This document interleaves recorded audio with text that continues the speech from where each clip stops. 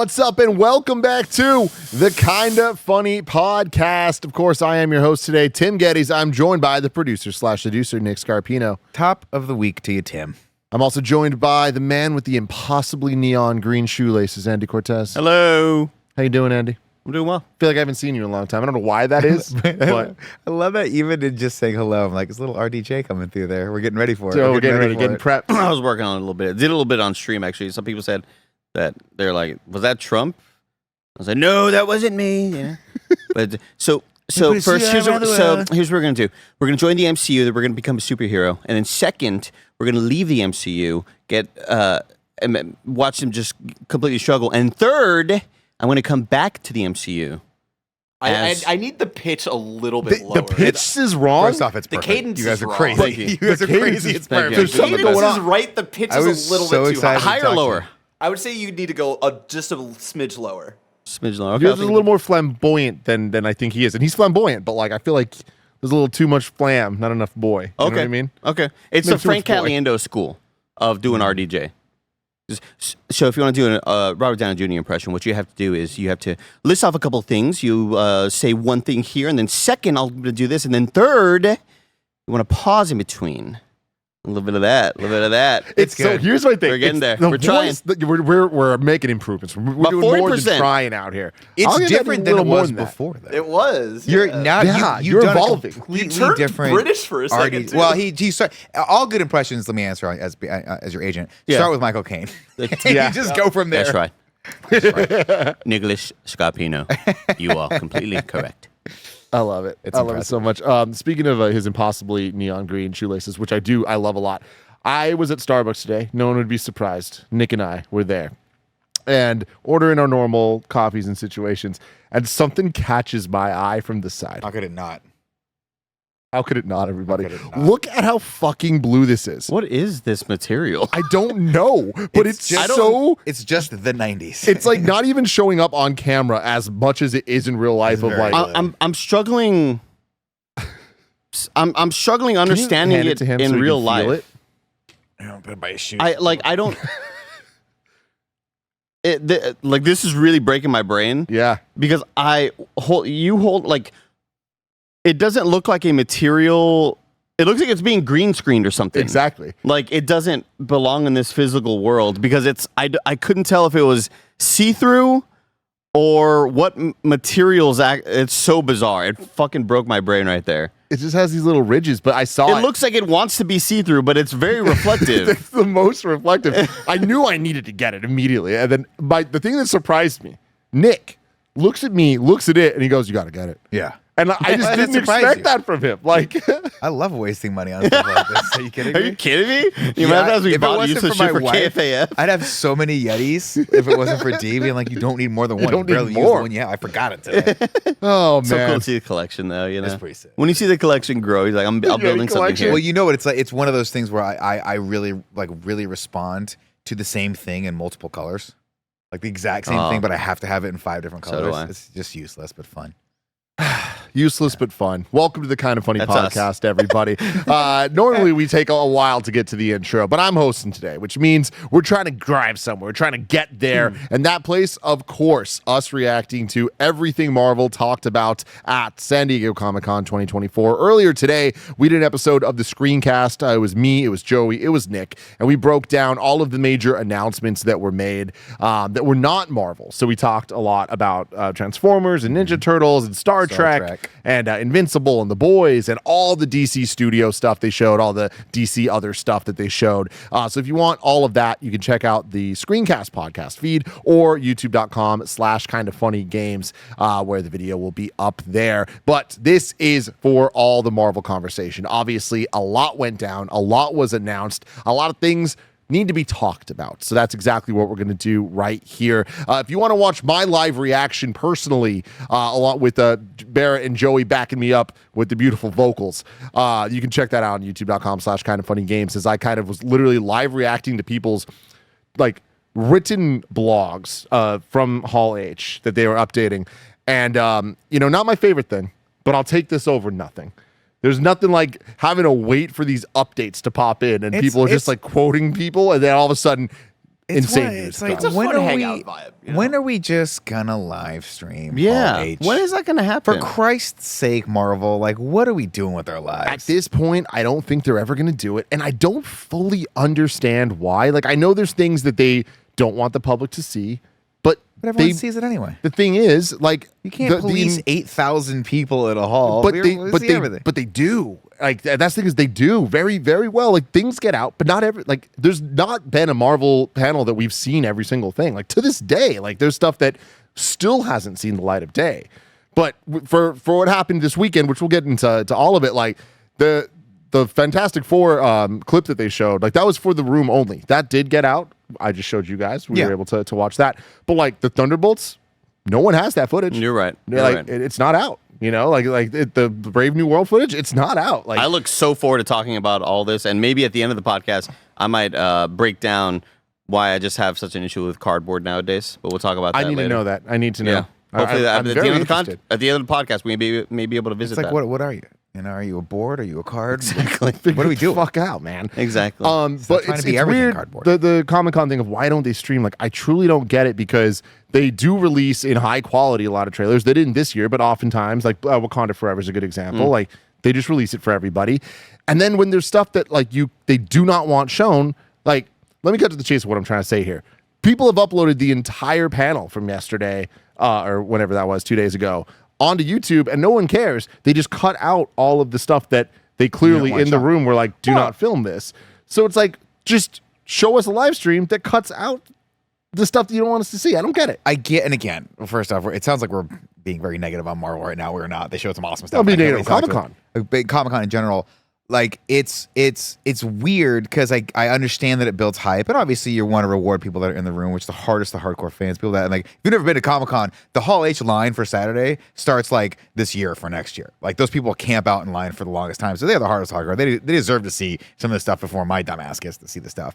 But then you do the stuff. What they should just do is what they used to do for E3, which is just show the room the thing and not show the live audience the thing, and then just do that. You know what I mean? Yeah. I don't know. It just seems kind of silly. It seems like an awesome missed opportunity for anyone who can't afford to go to Comic-Con or who's like a hardcore fan that can't make it there to like want to share in this experience. It definitely doesn't seem like a Marvel decision because when they do D23, they do what I just pitched, where it's like they stream, or at least most of the time, they stream the panel and the announcements. Right. But if there's stuff they don't want us to see, they literally just say, "We'll be right back." Yeah, Right. We're not coming back. Yeah, exactly. So, like, never forget Sister Act 3. That was something they didn't show us. They Kevin's didn't show still us. waiting on that They one. cut away from that one. Did it ever come out? No.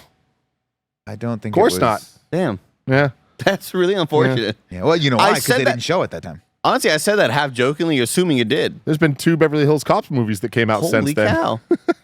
Wow, we get 2? out of town. Yeah, 3 and 4, right? No, 3 came out in the 90s. Oh, since the last. I'm confused. Since the last Sister Act? Well, since they announced Sister Act 3. No, it's just the one. Really? Just Axel F. Yeah. That's the only one? Beverly Hills Cop 3 came out in like 94. What the hell? Yeah, they make a reference to it in Axel F. They're like, You well, maybe he went a think- little crazy in 94. It's pretty Maybe funny. thinking of something else. Like You think of another Bad one of Boys? these revival things. What was that? Yeah, Bad Boys 3 and 4 came out since then. Coming to America. There's also Eddie Coming Murphy. to America was the second one. That But that's came what out I'm since thinking then. of, though. Wasn't there a Beverly Hills Cop that everybody didn't like that was on Netflix? 3. Yeah, that was, well, 3 is the one everyone didn't like. Axel F. But it that just wasn't on came out, Netflix. was on Netflix and it was good. But just Axel F. Yeah. There's only been 4. I'm kind of with you. There's something else here that isn't Beverly Hills Cop, but it's some adjacent product that came out and disappointed everybody. I'm with Well, you. the only Tim. other thing I could think of from Eddie Murphy was Dolomite, and that was good. Yeah, people like that People one. liked it a lot. I like that one. That was a good one. Did you watch Coming to America? I did. Not great.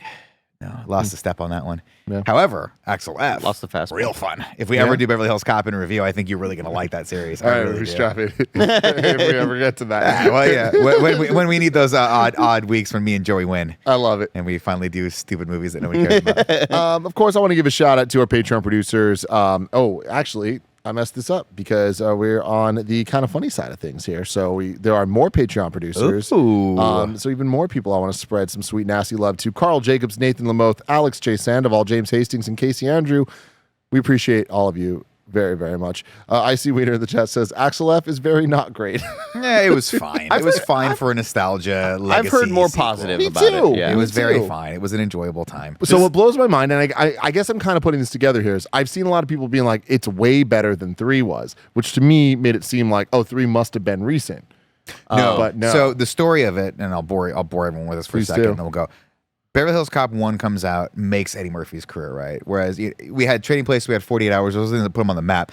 Beverly Hills Cop was the movie of the year. It was the highest grossing R-rated movie. It beat Ghostbusters. It beat a bunch of other stuff. Made him huge. They go, cool. It was an R-rated movie that beat Ghostbusters? Yeah, it was. Whoa. It's the highest grossing. If memory serves correctly, because it was a trivia question on one of the shows we did. I think when we did Ghostbusters in review, it was 84. Sequel comes up, and it's Don Simpson, Jerry Bruckheimer, the same people that gave us Bad Boys and a bunch of other great movies.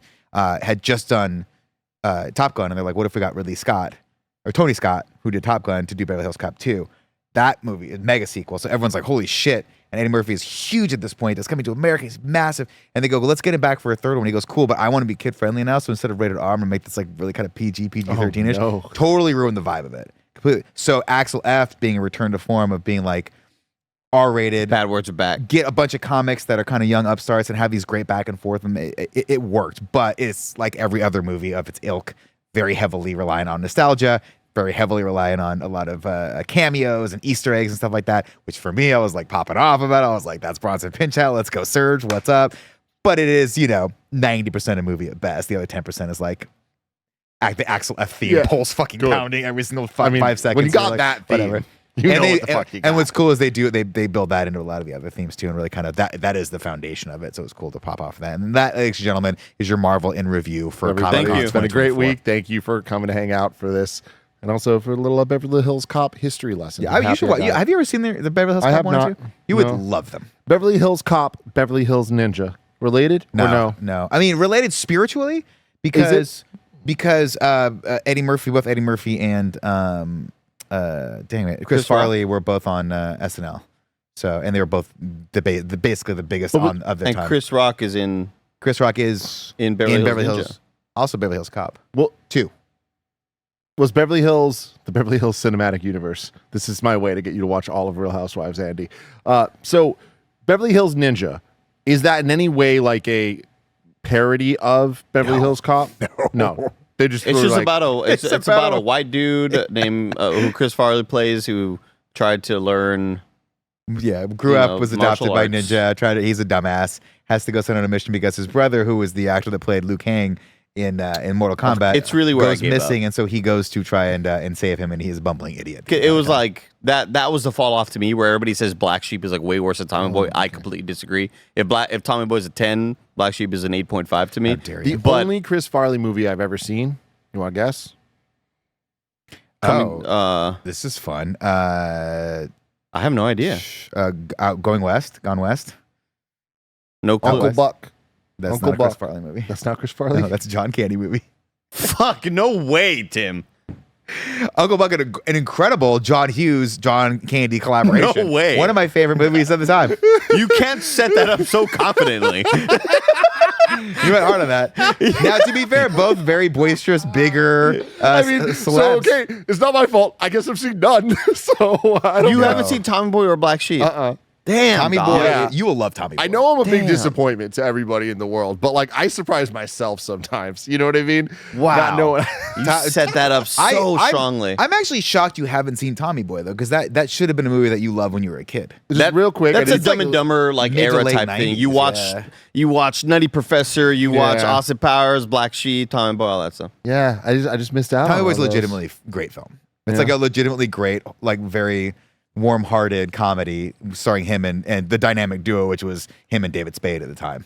And then they decided to cash in and do that movie, the exact same movie, and just make Black Okay, go Sheep, fuck yourself. which was Go fuck yourself. god awful. It's not god awful. Compared You to know- Tommy Boy, you know it's it not is god a awful. maybe 4.5 out of 100. That's crazy. That's No, it's- ridiculous. It's a 6.5 to 7. It's not a bad movie. It's so good. Tommy Alex J. Boy's so much Sandoval better. in the chat says Tim's batting just zeros right now, and so much. I wasn't gonna bring this up because it was a off-camera guffaw. It's guffaw for the right. That's a fucking great word. word. Yeah, that's a I like that. Yeah, yeah. But I'm going to now because That's like when your I feel grandma like is like, half removed from you. By the way, we just cut to the massive shot that shows a lot of the studio, and I was like, "Is Greg here somewhere?" Is he Yeah, sneaking where's behind Greg? me? Right. Your Greg is camera sick. and this camera are right next to each other, so I instantly. Now we hit got. the Okay, there we wrong go. So unfortunately, we don't have Greg today, but unless he's hiding somewhere, and that would be terrifying. I hope he is not. But right before we went live, we were talking about movie trailers that we've seen. We were talking about Gladiator 2, which looks fucking rad. I haven't seen the trailer for it yet. I when I saw Deadpool and Wolverine the second time, they played the trailer, and I was like, Interesting. "Oh my god, That's fun. Gladiator, another movie I haven't seen, Very good movie. but I'm sure we'll do a review you for not that, entertained? for reals." But right before we went live, I was talking about that, and then we were talking about the Bob Dylan trailer. And I was like, God damn, Timothy Chalamet fucking killing it. Like, this kid is so talented. Yeah. I can't believe it. Like, you Well, see him in and all who's- these who's roles. he playing? Who's he playing, Tim? He's and I said he was playing the boss. The boss. Playing the boss. To which I go, wait, is this like a Solid Snake? Sort of like, Yeah. is he like a Metal Gear thing? Well, I mean, he was also doing a word association thing because Timothy the Chalamet, boss. man, the dude, he can wonk and he can boss. That's what I said. And then we moved on to a different Yeah, we conversation. did. And then I kind of had to go back. I was like, wait, what? He can boss? He's like, yeah, the boss. The boss. Different Yeah. guy. And then to my credit, I corrected myself. I realized You do where my remember mistake Springsteen, was. yeah. Springsteen. Bruce Springsteen. Right. Boss. That's all I know. Born in the USA. That's what I got for you. Born in the I'm goddamn Timothy USA. Chalamet. Did you guys see this trailer? A cigarette. For the Yeah, Bob I Dylan did, thing? yeah. I The have Bob Dylan not- thing? I have Yeah. not seen it yet. I mean, I'm not interested in seeing the movie, but it looks really good. It's Bob Dylan. Who's the other actor? Who's the other character? Johnny Cash. you Johnny say. Cash. Yeah, I don't know. Well, I don't know that. if like Cool. he's in the whole thing. I just know that Boyd Holbrook is playing Johnny Cash. I do love Boyd Holbrook. I love that. Me too. I love that dude. And I saw a tweet about him that I don't know if I've agreed with anything more strongly in the last several years of like, shout out to whoever is casting Boyd Holbrook right now and like recognizing how great this fucking dude is.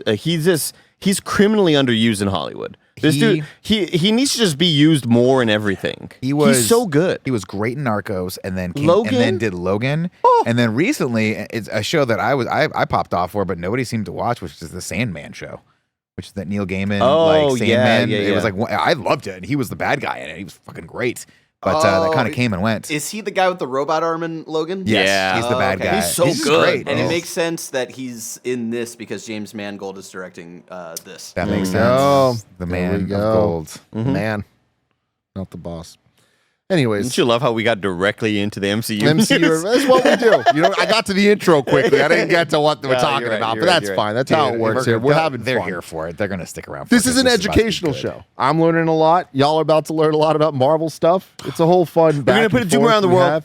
You Now- might learn about some cardboard. Who knows? What was the vibe up here? Because I was, of course, I went down to Comic Con. You were there. I'm a real ass fan. You And were I, with and, RDJ. and I left on Saturday while this panel was happening, so I paid no attention to it whatsoever. What was the vibe up here as all the Marvel stuff was starting to drop? What was the vibe on stream for you? I mean, the vibe was high, Nick. The vibe was high. Because Now, it feels to- like they came. To be correct. fair, the vibe was, I think, stacked a bit because it was me live reacting on camera. So I feel like easily I am the most into the MCU of anyone at Kind of Funny. But like in prior years, when they have announced things that like were the shows and things like that, I'm just wondering for you, like hype level, was this? Where did this rank as far as like when we were starting to get into the Endgame hype level versus like where we're at right now? I mean, that's a very complicated question, but like just jumping to the end of what I really feel, I think that this is like absolutely the hypest I could have possibly been without seeing it myself. Fair. This was as hype as it was since they announced Mahershala Ali as Blade to me. Yeah. And like for me, we didn't need that then. That was the cherry on Yeah. top. We needed this now. And this was kind of something, this to me was so hype that anybody that had paid attention to me talking on any show leading into Deadpool and Wolverine coming out or into this Comic-Con event, or even when I did the pre-show live, talking to people, like getting ready for what announcements were going to come, I was explaining of what I expected, where my head was at, what I hoped to see, what would blow my mind and all of that. And this exceeded what I ever thought would have been possible. I was dead set on Avengers vs. X-Men, and I was wrong. That stuff's still going to be peppered in, like in theory, but like the title, it's not. Instead, them going with Avengers Doomsday, committing to Robert Downey Jr. coming back, and they have a plan. That plan may have shifted or changed, but at this point, they have a plan with the directors back, with the Russo brothers, with at least half of the writing team back of the 4 classic movies. Marcus and McFeely. Only McFeely's here. There's only Marcus. One of the two. I'll get to that in a second. This to me is like them being like, we have a plan and we're going to get this right. And that to me is more important and more hype than any announcement they could have made in the past or any just title of something or whatever. We'll talk in depth about the pros and cons and the worries and concerns, which are all very, very true. But it would have been so cool if like what we thought the big announcement was going to be was the Russo brothers are back. And learning that there would have been incredible, I think. The hardest of all hardcore know that the Russo brothers worked on Winter Soldier and Endgame and Infinity War, Civil War. Yeah. And the Russo brothers are back, everybody, like who've made like easily like top 5, top 10 Marvel movies are made by them. Amazing. This is all great stuff. And we have one more thing to show you. And that, like, oh my God, that would have fucking popped off to have RDJ take off the mask. Like, it was still so incredibly exciting, though. Like, just as somebody sitting down in my computer chair, playing some games and messing around with other things, and then watching the stream and listening to you all, I like just goosebumps all over the place, man. Watching those videos immediately, like, they bring you the happy tears. Barrett, sorry, I just saw you. Yeah, just to paint a better picture, because of Nick's kind of like wondering like what the vibe was. I just want to play a 4-second clip of Tim right after we learned Let's do this. it was RDJ as Doom. Because I want to hear Were you saying this earlier? Yeah, but I was like, what? Oh my God. What? Were you saying this earlier? Yeah, but I was like, what? Oh my God. What?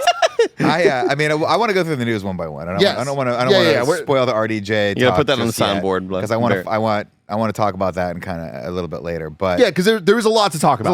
There's a lot of great stuff coming out of this.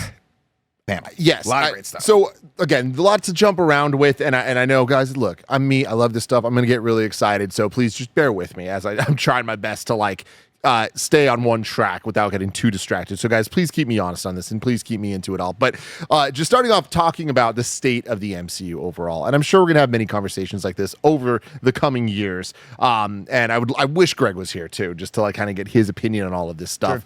Sure. But I'm happy to have this crew right now because I want to. I mean, let's be perfectly honest though. Let's be perfectly honest. Greg didn't like X-Men '97.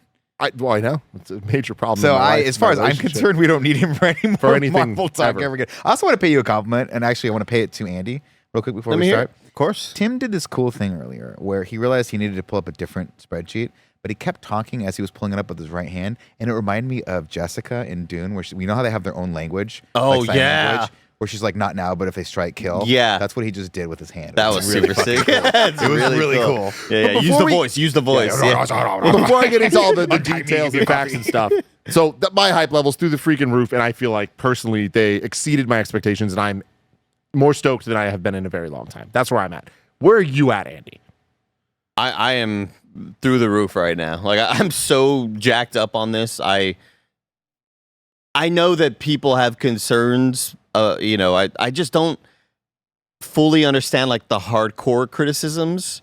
It's one thing to be questionable about this, I'm fine with that, but like the people who are so vehemently against this choice, to me it's like, well then you may not be into this at all then. Like I'm just so fucking jacked up on this. I'm excited to see him back, to see Robert Downey Jr. back in some way, shape, or form.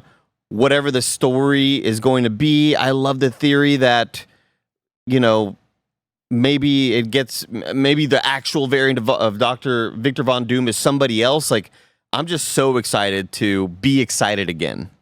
I love that. Nick, where are you overall? Not just about the RDJ stuff. Overall, this was the first time in a really long time where Marvel announcements happened, and I immediately wanted to call you and be like, oh my fucking God, are you seeing that? To the point where I was in multiple green rooms. I was in a green room Saturday night, and then I was hanging out at Punchline Sunday night, and I was desperately trying to find one of my comedic friends, Kay Chang, who was like, he's a big cosplayer. I was like, did you see the news? And so I could just dork out with someone about it, and we got shished at the comedy club because we were like, that's fucking crazy. I'm like, what do you think it's gonna be? And someone was like, hey, shh, there's a comedy show happening. And I was like, I gotta talk to Tim tomorrow about this.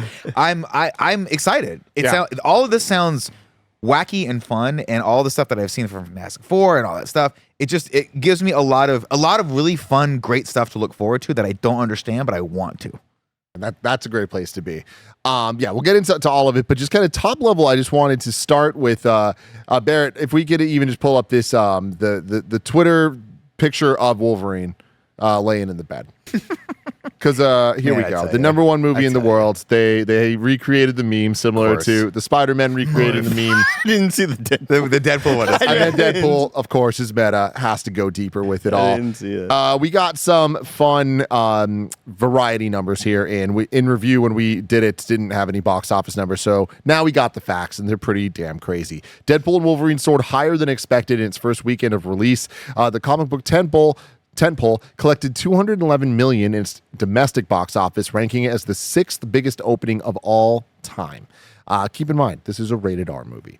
Ticket sales were above Sunday's record-breaking estimate of $205 million, which already stood at the biggest opening weekend of the year and the largest ever for an R-rated film. With Monday's final tally, it has grossed over $444 million globally after only 3 days of release. Only Avengers Endgame, Spider-Man No Way Home, Avengers Infinity War, Star Wars Force Awakens, and Star Wars Last Jedi have enjoyed bigger starts at the domestic box office. All of those tentpoles crossed the $1 billion mark with ease, a milestone that's all but assured at this point for Deadpool and Wolverine. If the superhero epic joins the $1 billion club, it'll be only the second R-rated film in history after 2019's Joker at $1.07 billion globally to achieve that victory. Damn, and Joker it seems made that all much. but assured that Wolverine will cross that. This is what I'm talking about. We had talked about our predictions for Deadpool and Wolverine about a week and a half ago before we went and saw it, and what we had expected from it. And people were like, "Oh, Nick, you're putting too much expectation on this movie," and it's for like, propelling the MCU forward. I don't think necessarily to do that from a plot standpoint. I think there's obviously going to be a lot of stuff that comes out of this potentially that they can build off of. But my hope was that people came out, watched this, enjoyed the shit out of it, and propelled it to where it's at right now so that we can keep the ball moving forward. And I think Ryan Reynolds and I think the team that made this movie absolutely did. And kudos to them because, again, this is a series that shouldn't even exist to begin with. So the fact that people want this and the fact that people are coming out to theaters to watch this and are this hyped about it is awesome. Yeah. It's awesome.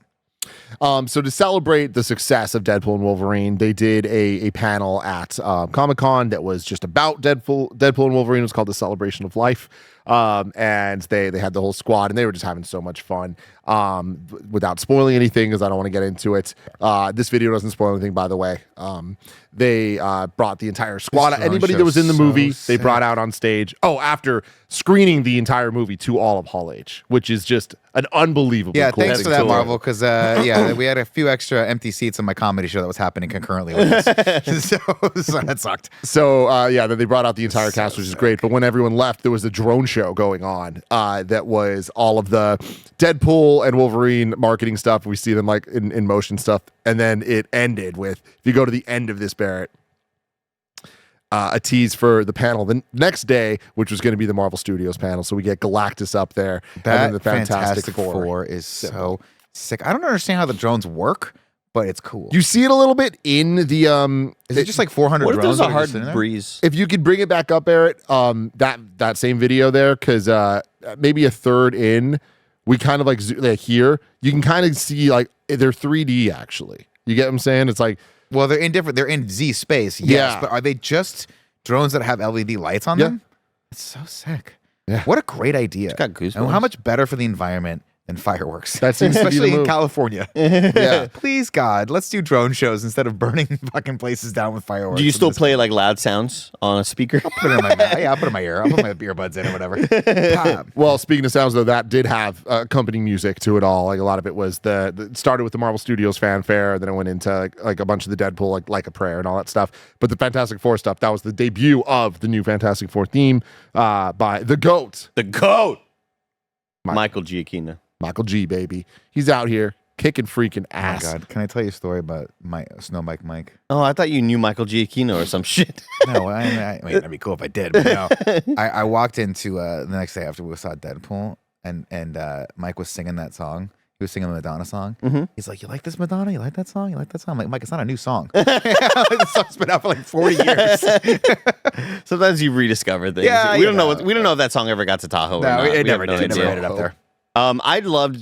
I love seeing the pure glee and happiness from Hugh Jackman and like just that whole cast and crew. They just looked, even on stage, the excitement that he had. There's that one video of him getting stoked with the dude in the crowd and taking his cell phone from him and like recording him, and like it just looks like a freaking blast. And then seeing the homie Jake Baldino being like, I was there in the crowd. This shit was so exciting. Like everybody was just so stoked. And I think like if there's anything I could say, like it feels like just the we're fucking back kind of vibe right now. Like it just feels like we're back.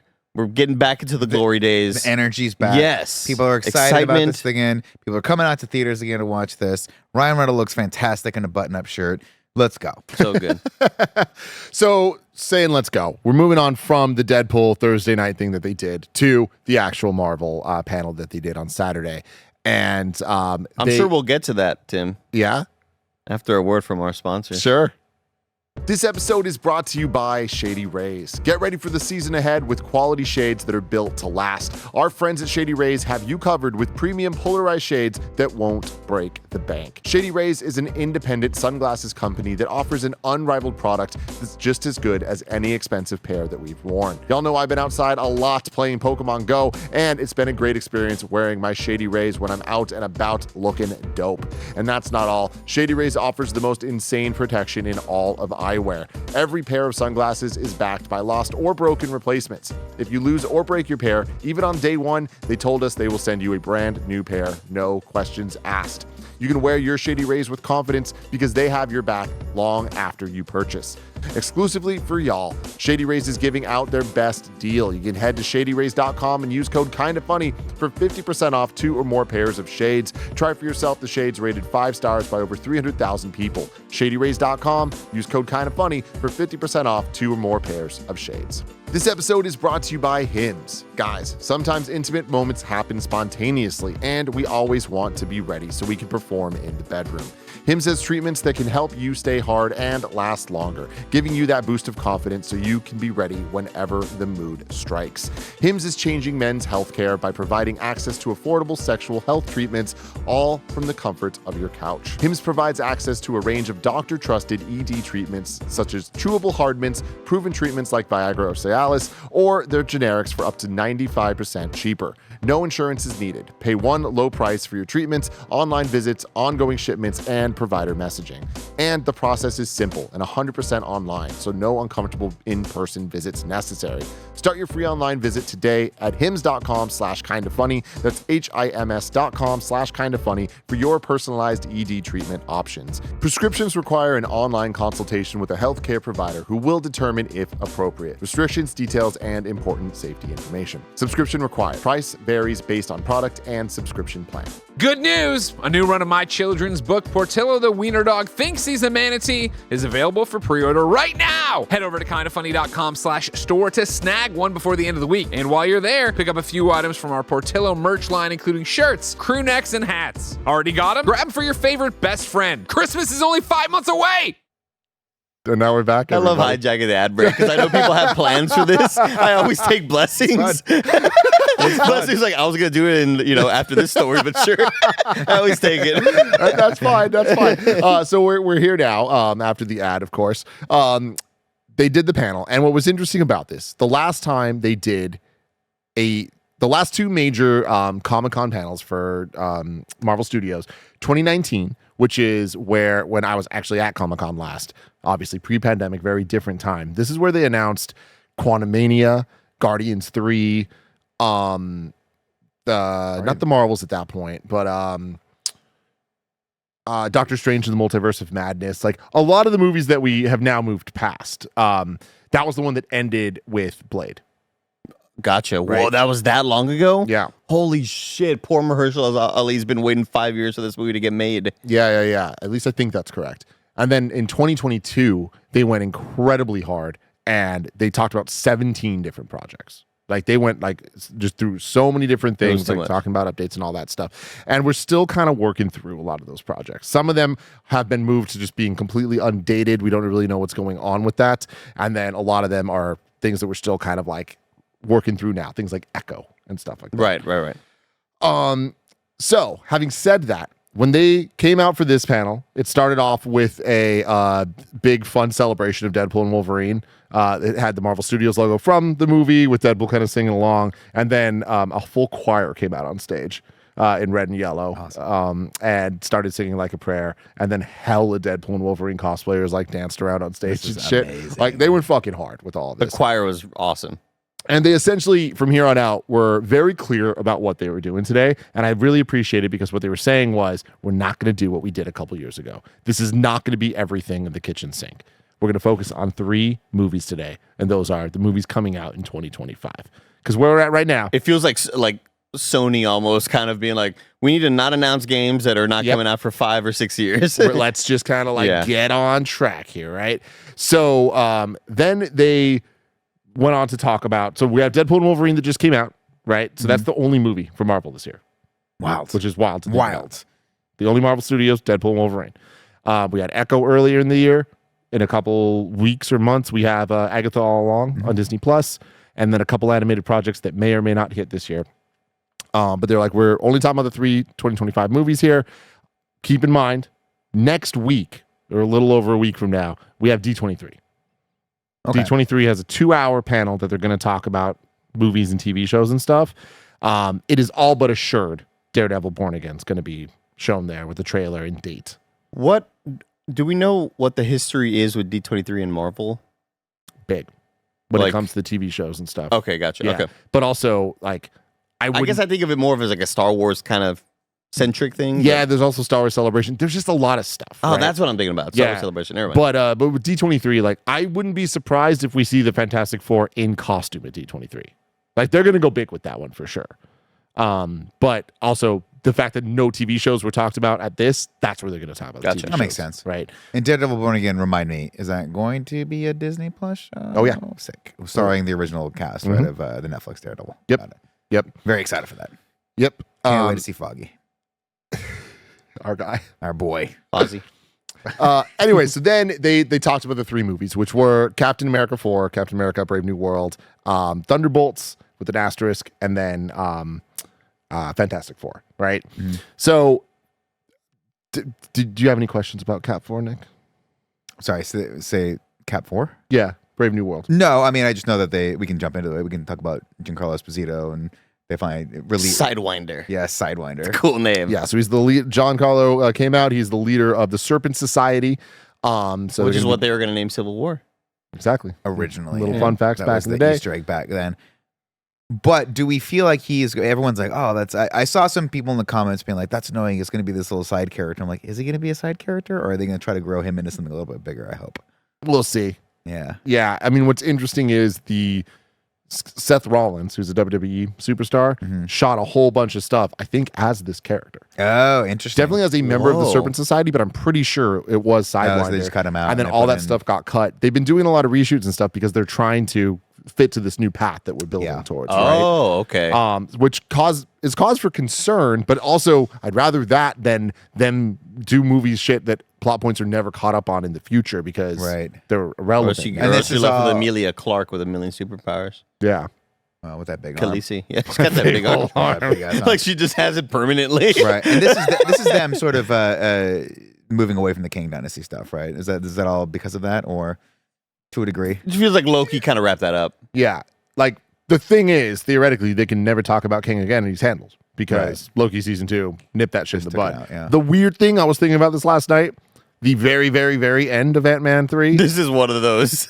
The meme of like both G and Tim in bed, and G has a speech bubble or the thought bubble. Like, I wonder who he's thinking about right now, and it's Tim being like, "Man, what's going on?" You know, if Loki's wrapped up it's always like, is he cheating on me? What's he thinking right now? Yeah. And it's Tim's just like, what's up with Ant-Man walking down the street kind of confused about what's going on in this Yeah. world with all the green and purple, but they can never go back to that and it'd be fucking fine. Who really cares? But yeah, so Cat 4 is the next up movie that is Valentine's Day next year. We've seen the trailer already. At Comic-Con, we got to see a lot more of Harrison Ford coming out. Hulking out. And actually in the trailer, Hulk's out as Red Hulk on the presidential podium. And they've confirmed a couple things. Adamantium is The Eternals, is right? now Or the in Celestials or whatever it is, right? It's now in the MCU officially, and the Tiamat Island, or Celestial Island, which is the big celestial we saw in Eternals, is full of adamantium. So they're kind of setting up this like grounded world war, continuing like what we saw in Wakanda Forever, like the precious materials, and like all the different nations like trying to form super teams that are fighting for it in different ways. That's cool as hell. And that's Thunderbolts as well, right? Okay. Like we're gonna start to see like all that shit. That's pretty awesome. That's a pretty sick concept. But it's also putting a lot on Cap for. That's my only hesitation is clearly they're gonna have this is gonna be the movie to try to like unite the Avengers in some sense. And there's a fear that I understand that this might be an Age of Ultron type situation or an Iron Man 2 type situation of like a little too much is on the shoulders of it to like propel things and connect things while also being a story. And I think the biggest problem is it's supposed to be like Winter Soldier, and it's like that's a tall task to pull off. I just feel like we all need to get together and be like, just get us through, just get it. You know what I mean? It's like Don't do too much. You know, it's like when you have that one friend on the team, it's usually me, where you're like, all you got to do is make one shot. Yeah. We don't need 30 points from you in this game. We just need you to hit that one shot. That's all we got to do on this. We just need you to not run out to the helipad when all of us are alive and then get downed, and then we just sort of like, stumble from there. Okay. Yeah. Wow, that seemed like you were drawing from real world experiences on that. We brought it. We definitely talked about it on the Games Cast. Son of a bitch. And then Nick didn't know I was talking shit about him doing that. Yeah. And so he thought I was talking shit about Mike. And I slowly just keep looking at Nick, and Nick starts sipping his drink. Like he's like carefree. And then he kind of realizes, and he does this, and he's like, You ever seen that meme with the dog? That when the dogs do the side eye. It was the most dog side eye guilty vibe ever. God, incredible. Look, man, you gotta have fun. You gotta have fun. So, like, do you have a whole lot of like faith, or are you hesitant to feel like this Cap movie just may be kind of be primed to be a stinker? Let me go off for 1 second here. If I could wave a magic wand with as much as I care about the MCU. And obviously, there's a lot more important things in the world. Many, many, many more important things, specifically around the time frame of what we're talking about, of the pandemic, of the writer's strikes, all that stuff that very much affected where we are. If you take that stuff aside and we're just talking about the movies in the universe, there's also the problem that they caused of the streaming wars and forcing projects to be released because we needed to push Disney Plus. So go. Yeah. So it was so disorganized. So if I can remove all of those from being problems, what they should have done is had a phase 4 that focused solely on 2 things. Dealing with characters, having the fallout of what happened after Endgame. So start phase 4 with Far From Home. Don't end phase 3 with Far From Home. Start phase 4 with Far From Home of Tom Holland dealing with what happened, right? Continue on things like Falcon and Winter Soldier. Them dealing with the realities of what happened. Like, keep going down that path. Simultaneously, focus on building new origins, new Shang-Chi, Moon Knight, things like that. Gosh, Shang-Chi's so good. Get all those going, but don't jump to the multiverse. Just focus on building those characters, dealing with the fallout, and dealing with growth, culminating in an Avengers movie that is smaller in scale, but still sizable because it feels like, oh, this is the first time we get to see all these characters interact, and we want to see that because that's special and that matters. Then jump into the multiverse and start building in a phase 5 and 6 to build to Secret Wars. And I think everyone would have been so much happier. Yeah. Because the reality is, we all watched the build-up in phase 1, and we're stoked to just see them together. And then Avengers 1 happened, and it blew our fucking minds. And then we were going through phase 2, and some was good and some was bad. And then Age of Ultron happened, and I'll never forget walking out of that theater with Greg Miller. We saw an early screener, and both of us were like, that was great. Like, we loved that, but man, it'll never be like it was before. It'll never be Avengers 1. That was they're just trying their best to like keep things going. Right. And look where we are. Yeah. Look where we got. So I feel like we clearly, even though things did not go the way that I wish they did, we're just in that Age of Ultron spot right now. And there's a lot more of it, and the expectations are higher than ever. But I think that this is their regroup moment to get things right. Having said all that, I think it's very unfortunate that the next 2 movies in the lineup are Cap 4 and Thunderbolts. I wish that we could just not do that and just move on and get the rest of the shit done, because I think it might kill the vibes, but hopefully not. Maybe. Yeah. I think, I mean, we can keep going down the list of what was seen, but just looking at like 2025, 2026. Doomsday, Secret Wars, right? Or Secret Invasion. 6-7. 6-7. 2026, 2027. Right. We just got to get there. That's my thought. All this stuff is totally fine. I'm down to wait. We've got a lot of great little smaller projects going on. But like to me, it's simplifying things in a way that I think is very, very necessary. Kind of to your point of like, we've had a lot of different shows. The multiverse stuff, I think, has been largely sort of hit or miss as far as how they've handled it, as far as the confusion factor that goes into it. I know you guys like Loki season 1 and 2. I was partial to 2. I think it was okay. But for me, I want them to just be like, let's get back on the straight and narrow of telling just more of a traditional villain tale story and then have a team that has to come together to beat whatever the fuck the villain's going to be. What It bums sounds me like out it's the gonna be most Doctor Doom. about it is that I know, just feels now that we are further than ever than we were going to be, that I thought we'd be to X-Men. Just feels like it's going to take a long time now. Well, yes and no. And so that's what's complicated about this is like, and again, there's a lot of shit I want to get to, but like just focusing on that for a second. Like I was saying earlier that I was sure that they were going to announce Avengers vs. X-Men as Avengers 5 here. And what that would be is the Fox X-Men, not the new X-Men. It would very much be the universe of the Fox X-Men fighting the universe of our 616 heroes, right? That's still going to happen. And them fighting is not the important part. Like, it's a versus movie. Godzilla versus Kong, Batman versus Superman. It's not about them actually fighting. It's about them being together and, you know, whatever. And I feel like that's all still going to happen in Doomsday. Or at the very least, definitely Secret Wars. Once we get past Secret Wars, and this is the comic Secret Wars, the whole point of that was literally destroying every timeline ever except for one.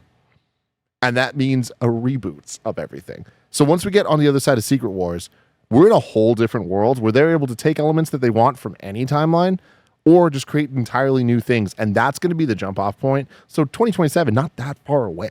And that's when all the X-Men are going to come, all the new ones. We're in the multiverse saga right now, so we need to use all the old ones as much as we possibly can in the right ways to put a nice bow and move the fuck on. But while we're here, we got to get it right. We got to use it. Interesting. So you think we see, when you say the current X-Men, you think we see, what do you think we're McAvoy, seeing? James Marsden. James Marsden, all of them. Yeah, like this is the multiverse saga. So it's like, So you know that they're putting a pin in the multiverse saga and like slowly moving away from it? well, Secret Wars is the multiverse. Like Okay. that, like you cannot possibly get more multiverse than Secret Wars. Oh, I'm sorry. I mean, I don't think I have context then for Secret Wars. I thought that was more of like the Skrull sort of. Oh no, Secret Invasion. That's Secret Invasion. Okay. Yeah, Secret Invasion. I don't know what Secret Wars is then. Secret Wars. Secret Wars is a 2015 comic series that is widely regarded as the greatest comic book event that was ever pulled off. Jonathan Hickman, the writer, did an amazing job of closing out storylines from a Fantastic Four run, Avengers, New Avengers, and it all culminated in the death of pretty much every Marvel universe. And it introduced the concept of incursions, where different universes collide. We've heard a lot about this, starting with Multiverse of Madness, and it was semi-hinted at, or if not directly talked about, in No Way Home. And then in the Marvels, they dealt with that stuff a lot. That's all building to Secret Wars, which is going to be universes colliding on each other. Interesting. Right? Okay. And in the comics, it was the Ultimate Marvel Universe and the 616 Marvel Universe. And it resulted in literally the end of the Ultimate Universe. That universe ceased to exist. And then they had to go to this place called Battle World, which, out of all things, I wish they didn't call it Battle World because that sounds really fucking stupid. That sounds dumb as It shit. sounds very like, all right, guys, it's a very serious, very compelling, character-driven story, but they're on Battle World. It's like, I feel all like right. they wanted to call it War World, but that was already taken. Yeah, Isn't that a DC property, War World? I don't fucking know, I'm but sure it it's very fucking weird. But again, I know I'm boring a lot of people here, but No, like, you're not. I'm Originally, fascinated by this. So there was I a want secret. context for this without having to read it. But you should read it. Like, I would it's, like to. It's one of those things where this run is very, very. It's actually worth reading because it's good. It's not just like bullshit superhero blah blah stuff. It's like How long we talking? so. There's the like the answer of dude, it's worth it. You should do it. And then there's the really. It's a 10-issue run, 9-issue run, I think. And you're going to be a little lost, but if you just let it happen, Doesn't you won't sound be. bad at all. You won't be, man. It's awesome, and I think you'll really be like, I want to know more now and go back. I'm down for this. I'm going to do this. I'm But gonna So what's interesting is there was a Secret Wars in 1984, I want to say, which was the original Secret Wars. This is literally the perfect example of Transformers. Like, it was solely made to sell toys. This was solely made to sell toys and to get kids familiarized with the Avengers and the X-Men and the Fantastic Four and like all the villains and everything. Like, people that might have only known one or two of them. The story of it was essentially like Dr. Doom like teleported them all to a different planet and they all need to fight, and it's just like, what are we doing? Like, there was no story. Like, it was just garbage. That's the 80s one. Yeah, it was actually the first appearance of Black Suit Spider-Man. Like, he's up in space, he gets a new suit.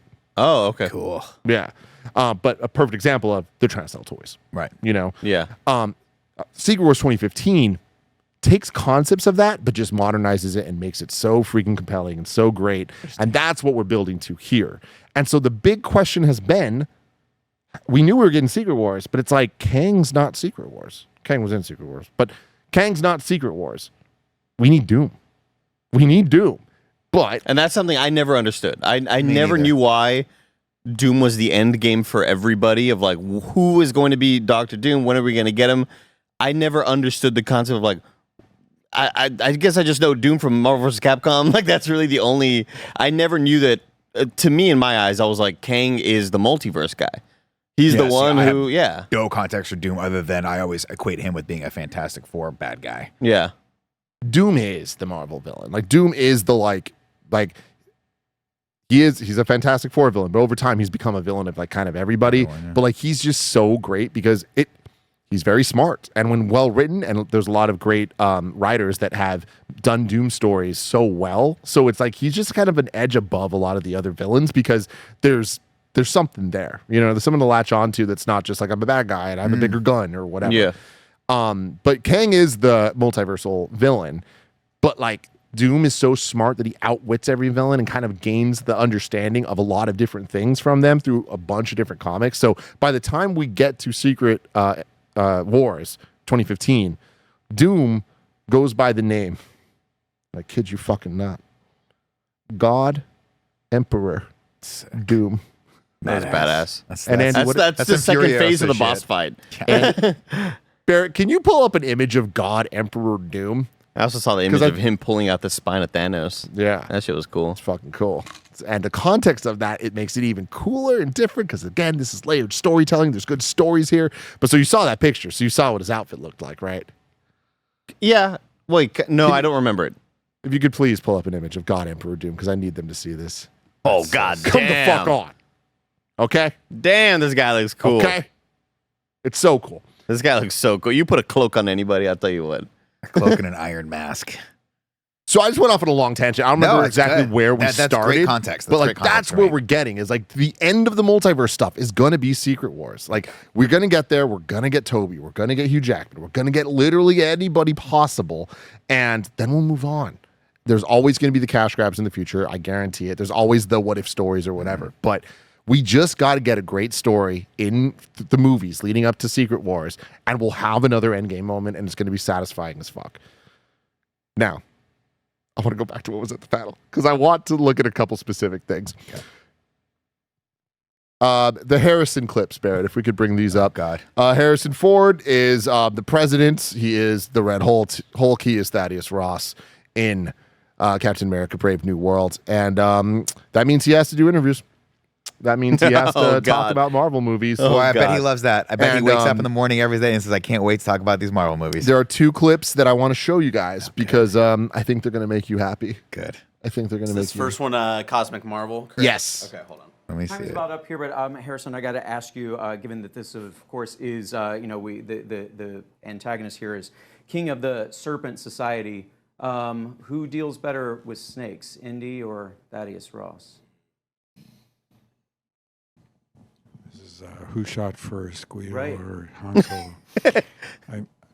I've always treated these questions with the utmost respect, and somehow at the same time, guy's dying in the complete back. disdain.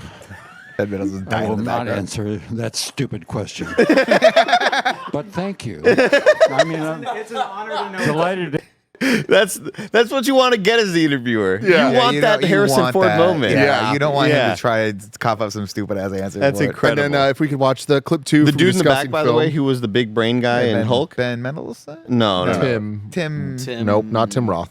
Not He's the dude with the big head. Yeah, he got the thinker. He was the one who got Leader. completely cut out of Dune 2.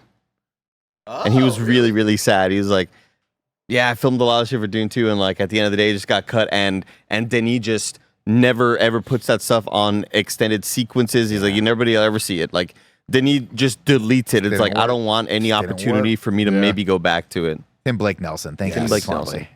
What did I think? Oh, of three Ben first Ben names. Mendelsohn's the guy from Rogue One. We were Harrison clip 2 from discussing film. So Deadpool and Wolverine set up anchor beings, meaning if Get they focused. die, the universe dies. So who do you think would be the anchor being of 616, the universe you're in? Could you ask Harrison Ford that question before? 616. I mean, Universe 616. Universe 616. Yeah, I'm out of my orbit. So Good for him. I'm in the wrong place. He's the best. And like, I would feel so much more excited about this if Harrison Ford was like 10 years younger.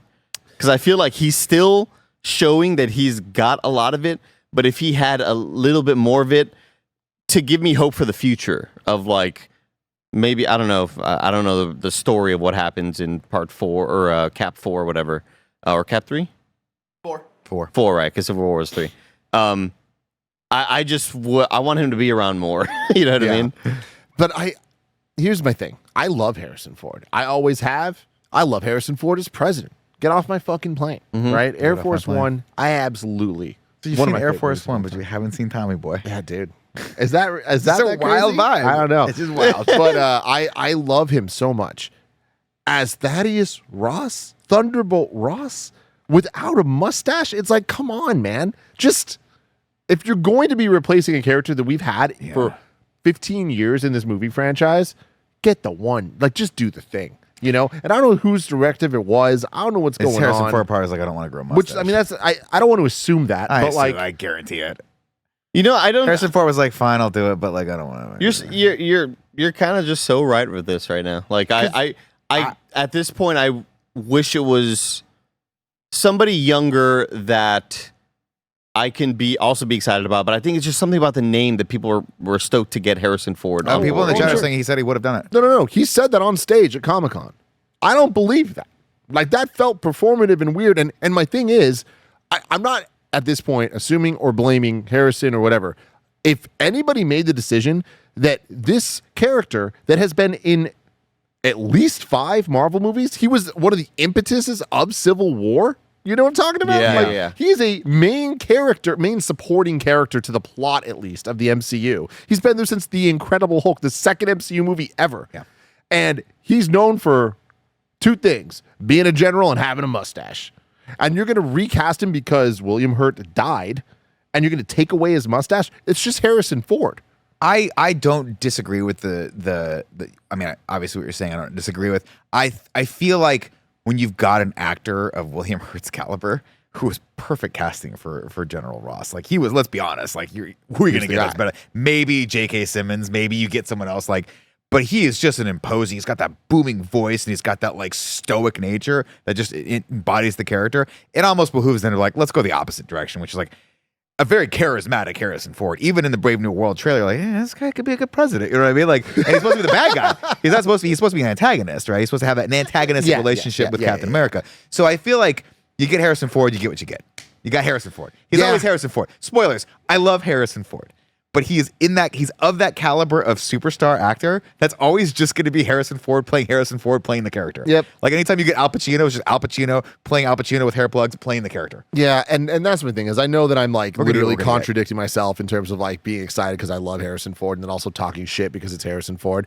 But this next thing, if you can bring up the Hulk out, I don't even want to watch a video of this because it just pains me. But like people lost their minds for this, and seeing people lose their minds for this moment of him acting like he's hulking out, it made me feel like I think people think about me when they see me reacting to Marvel stuff. Where I'm like, why? What are we doing What are we here? doing? This We gotta is grow not up. good. I don't like it. gotta grow up. Make it stop. Well, because you know what it is with Harrison Ford. You're like, do you like doing this stuff? Or do you really like doing this stuff? Or do you hate doing this stuff? Any given Sunday with him, you're not quite sure why he wants to be doing this. But you know, I think I think the trepidation is, and look, I love Harrison Ford. I'll always love him, right? He's played two of the most iconic characters in nerddom history. But you want people that are like all in. You want people that are like, you want the Ryan Reynolds, you want the RDJs, you want the people who are like, I get what this means to people, and I'm going to protect that and preserve that and try to do my best, even though, let's be honest, this is not Academy nominated material that you're going to be working with, right? This is what's seen as a lot of the bougier circles of Hollywood as like, you know, lower than beneath, right? But you still want, like, from my perspective, like, I want Harrison Ford, you're signing on, I want you there 100%, big dog. Like, this means shit to me. This means stuff to people, right? And I get the feeling that he kind of understands that sort of, but maybe not so much. Yeah. I was like, what are you doing, man? I don't know. I'm just gonna look up like 60-year-old actors. At the end of the day, what I can say is, despite all my criticism, I think casting Harrison Ford is the right move because the MCU needs that star power right now to like get people in, and I hope that just means they have the movie to back it up and a story and all that stuff to make people go, I'm interested in watching more. Because next up, we have Thunderbolts. Damn, the first picture I see is Sam Neill. I'm like, Sam Neill rules. Sam Neill does fucking rock. So moving on from Cap, we had Thunderbolts being talked about. Remember, Cap is February next year. Thunderbolts will be May. So not too far from it. Series or movie? Movie. Thunderbolts is a movie. That was going to be a series. Because there's a lot of series. Yeah. Maybe you're thinking of Inhumans. No, I was thinking of something that has to do like Widows or something like that. Wasn't there supposed to be a series with them? Or am I crazy? Oh, like the ballet sort of thing? Or yeah. Maybe I'm thinking John Wick. No. The ballerina? Yeah. The ballerina's a movie. Gosh darn it. But Thunderbolts has an asterisk at the end of the title. Because of steroids. Yeah. Or more games. There was more games. Yeah. That was a better reference. It was in a strike year. It was they put asterisks next to sports figures if it's contested. Yeah. So like, but was it not Barry Bonds? Not Mickey Mantle. Mark McGuire, 61. Roger Maris. Roger Maris has the asterisk by it, right? Because he played more games than Babe Ruth. They were like, this is bullshit. He can't break Babe Ruth's home run record because he had more games in which to do it. So we put an asterisk by it. Got it. That was the long-winded, stupid joke that did not need any further clarification from me because it was a bad joke to start with. No, it made sense, though. I'd like to apologize to Mike L. and Cooper Fuqua in the live chat for wasting your time. Well, everybody Felipe puts Torres, screw you. The thing is, everybody puts the asterisks on Mark McGuire, Sammy Sosa, and Barry Bonds because they were steroid. They were juicing, and Roger Maris wasn't. So they're like, Roger Maris is the real record. And then when Aaron Judge beat the record recently, they were like, you're the first non-juiced up player to do this, so you don't get the asterisk. Congrats, you beat the real record. That's sick. And it's like Barry Bonds would have just done this without steroids or not, you know? Well, we'll never know. Sorry, why did they put the asterisk by this? It's why we don't know. We don't know yet. That's the thing. It's like they put it there. They're making a big deal out of it. The asterisk is like a bunch of bullets, and it's like this is like their Suicide Squad, essentially. The Thunderbolts. It's going to be made up of a bunch of people that we're just not interested in. I mean, I'm interested because I love David Harbour. Yeah, and he's always fun. And did you see him showing up in costume? This silly shtick with that. Come on, he's having a good time. Yeah. So it's essentially for people that aren't keeping up. I'm a Florence Pugh fan. Come on, Florence Pugh, who is ex Black Widow. Yelena. We have the Red Guardian, who is David Harbour. Harbour. We have Ghost, the bad guy from Ant-Man and the Wasp. Yep. New suit. I heard she has a new suit. We have what a forgettable character. Taskmaster from Black Widow. She's back too. We have Olga Kalinko. Are we still using that character? Okay, cool. Yep. I like her. There's a new girl that they haven't announced who she's going to be yet. And then there's also Julie Louis-Dreyfus, right? Yep. Val, she'll be back. And I'm not sure how I feel about that one, but we'll see. And then there's more. There's more, but I keep blanking on this. So you got to bring up do we have a shot of the Thunderbolts? Oh, it's the U.S. agent from Wyatt Russell, right? Wyatt Russell, that's exactly. Right. He's the big one. Well, one of the big ones. So it's kind of like, hey, let's just get all of the other US characters into one place. And like the point of this movie, if I had to guess, is this is going to be Val. Like we've been seeing her doing it in the last, it's been a while now, but Wakanda Forever. But then also in like a lot of the shows, she'd show up as like an evil Nick Fury, essentially. She's getting this team together, right? And we even saw her get U.S. Agent at the end of Falcon and Winter Soldier. My theory that is very easy to put together is it feels like they're going to be trying to fight for the power of adamantium and all that stuff. A bunch of different super teams around the world getting together to like fight for resources and power in the geopolitical space. I mean, where's the remember when Captain America banged Penny's niece? Yeah, power broker. Where's she at? She's out there, broken. Power. Yeah, which I don't know. That's a thread that I think we might not ever get back to. Yeah, I'm gonna run to the bathroom, but if you can just vamp for a second. Okay. I'm gonna give you 3, maybe 4 options right here to replace Harrison Ford. Oh, I love this. Okay, let's talk about it. Don Johnson. Don Johnson is that's a great pull. Richard Gere. Richard Gere would be. He doesn't have not known for his commanding presence on screen. Very subtle actor, very charming, very like I feel like he could sultrier, surprise. sexier actor. I feel like maybe that's what he's been asked to do because we've been pigeonholing him into we those. pigeonholed the gear? Yeah, we. You think he can go into a different gear? I told you you didn't have to wink. Come on, you didn't need to wink. I did it for you. 3. I can only wink with one eye. 3. You can't wink with your left eye. Okay, it's not fast. You did it. It's not fast. It's not good. It's not good. It doesn't have the same vibe. 3. Yeah. Ed Harris. Oh, Ed Harris is the pick. Ed Harris is the pick. Ed Harris is a fucking good ass choice. That's a great there. choice. Now, they're not too much younger than Harrison Ford. That is a problem because Ed Harris, last time I saw Ed Harris in something, he looked like death warmed over because he is getting old, but he was fucking great in it. And I can't remember what it was that he was in. I saw him last, but yeah, Harrison. He's really good still. Ed Harris is going to be turning 75 this year. That's not bad. Harrison Ford is 82. And that's, I think, a 6-year age gap between Harrison Ford and whatever actor I'm looking for is kind of where I'm at. General Ross to be like spry for the next 10 years. I'm going to go out on a limb and say we need someone in their 50s.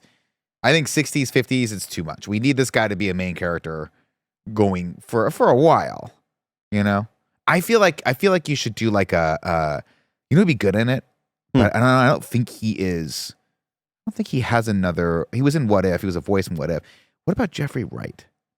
He'd be a good. He's got that. I want someone with that dark voice that I've smoked cigarettes since I was 12 years old voice, and I can command. Well, I think respect. Jeffrey Wright is probably going to pop up as the Watcher. You think he's gonna be the Watcher?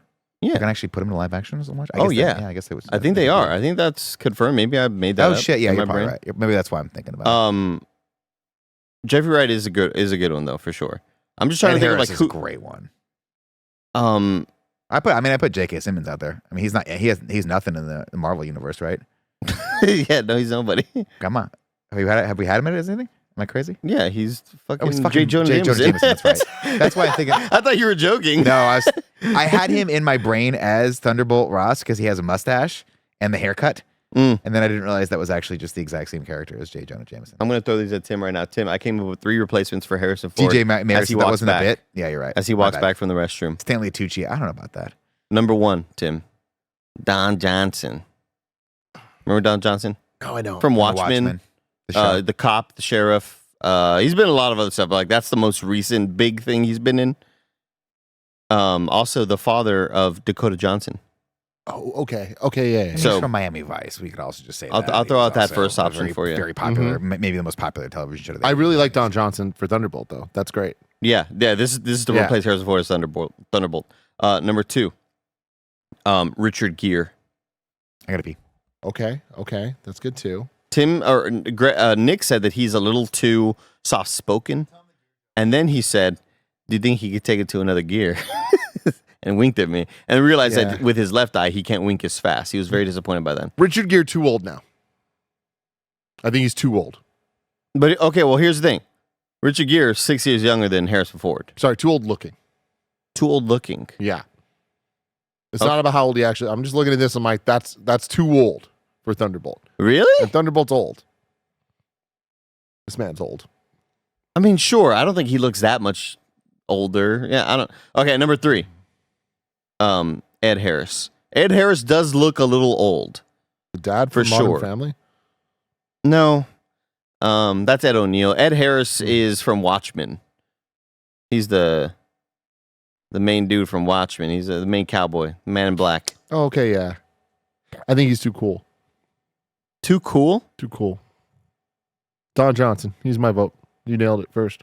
Don Johnson's number one? Okay. Yeah. I like that because Nick was very set on Ed Harris. Oh, yeah. Yeah. And while we wait for Nick to get back, I have another aside. Barrett, can you by any chance bring up that list I sent you? I want you, Tim, Yes. and all of us to rank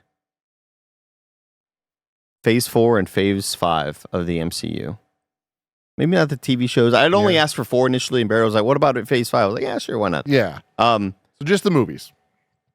just the movies. I think just the movies. I mean, I feel like without even looking, I've been thinking about this a lot, and I think I can do it. Like, because you have your answers? Yeah, for the most part. Yeah. I would go No Way Home. Guardians 3. Deadpool Wolverine. Shang-Chi. Doctor Strange 2. Black Panther 2. Eternals. Black Widow. Thor. Ant-Man 3. Damn. What That's about the pretty Marvels? The Marvels is pretty high, actually. I put Marvels would be under Black Panther. Pretty solid ranking. Here's how. I mean, shoot, that's pretty spot on, I would say. Because one, I would go No Way Home, of course. I would put Guardians 3. What are we talking about? Because we were talking about on chat on Twitch stream the other day, just like what Marvel's done since Infinity War and since Endgame and all that stuff, and like and just more of the recent times, more of the times that we look more on like these are the dark times of Marvel, where the less quality's been there, and we started like kind of just think like ranking them on our own. So Tim gave a really, really freaking solid ranking right now. And when I just named them, like, can we be real? Are those movies that bad? Number 1, Spider-Man No Way Home. Number 2, Guardians of the Galaxy Volume 3. Number 3. This is where it gets kind of tough because I just really... I'm going to put Shang-Chi as number 3. Over what I put as number 3? What was your number 3? Deadpool, Wolverine.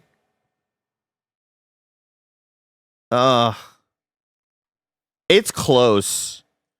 I would put it agree. over. I would put it over. Deadpool and Wolverine. I put Deadpool and Wolverine number 4. Number 5 would probably be Multiverse of Madness. And then I would go... Everybody's going to hate me for this. But you can't make me hate the Eternals. You can't make me hate the Eternals. I will always love you, Eternals, okay? I mean, eternally. At the end of it, we'll just put Quantumania at the bottom. Just fast forward through the rest of it. You didn't say Black Panther 2. Oh, shit. Black Panda will... Oh, yeah. God damn it. I can't say it. For the last 2 weeks, I've been saying Black Panda. Half a panda. I've been saying Black Panda so much. Black Panther, Wakanda, because it's the Wakanda, the panda. Black Panda... God damn it! That happened to me the other day on stream, too. Black Panther, Wakanda Forever would go above Eternals for me. Okay. It would also go above... Yeah,